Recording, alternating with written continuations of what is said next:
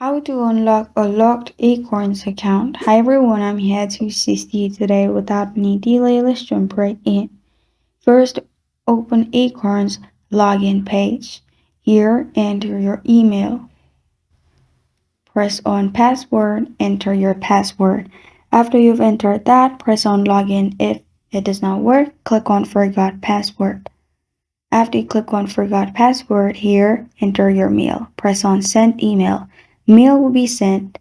Link will be given to you. You can simply verify that's you, and then it will be in your account. If it does not work, click on contact us, and you can contact them through email, which is support@acorns.com, or you can call them if you need help ASAP, which is 855-739-2859.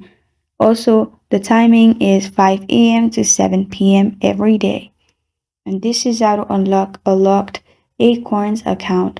Thank you for joining me today. If this video helps you out, please leave a like and subscribe for more. Got a question or want to suggest a topic? Comment below. Thank you for watching.